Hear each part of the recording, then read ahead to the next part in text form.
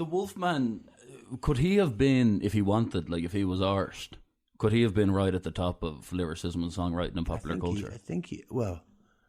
Taking away the popular culture, yeah. I think he is the top of lyricism. Why was Carl against the Wolfman thing? Was it just that he was just kind of close-minded and thought junky, or was there a little bit of envy? It's a really, you know what?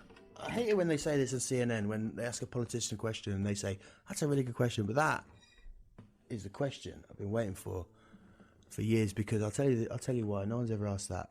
It's just, you know, when you've got two friends, yeah, who you love both of them, respect both of them, value both of them, and you bring them together, and something just doesn't, you know, they just can't get on, you know. It was like that from day one. I don't know why, really. I can't say why. Why did Wolfman just have no ambition to be like monetarily successful, and just was really about, it's all about creativity and intellect, and Carl just was a bit of a mixture? So there was a threat. Like, in a way, if you never met Carl, would you have ever seen rough trade, 60,000 people? Did you need that discipline, which could also be viewed as a little bit sell-outery? When we signed to Rough Trade, I wanted to sign to this little label called High Society Records for $1,000, because they were going to let us release whatever we wanted. When you look at the Carl Barat thing, like, relating to that, like, we've all had best mates, we've all had fallouts. But when you share a project like that, do you understand his annoyance, or is there still a bit of, No, but the thing is, what did you expect him to do to make it work, is what I'm saying. Do you know what I mean? Like, his whole thing was, you're too strung out. What do you want him to do? Did you want him to join the strung outness?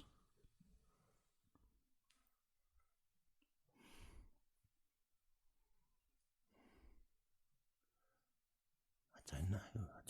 Do I want him to join the strung? Probably. I mean, but that sounds like a really selfish thing to say, doesn't it? Do you know what I mean?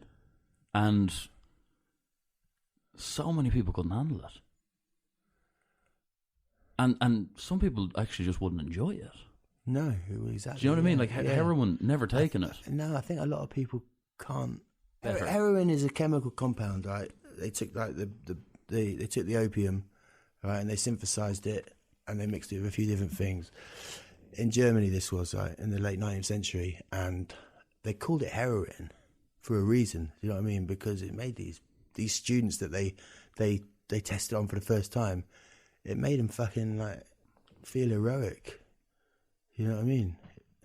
And the word junkie came from the fact that these students they tested this new synthesized opiate on. They sent them all out to gather scrap metal. You know what I mean? To bring in and sell in order to pay for their next fix. It was instant. It was like, fucking hell, we've created something fucking, and then, you know, now you've got like fentanyl, which is fentanyl, which is like this super opiate. Like, I mean,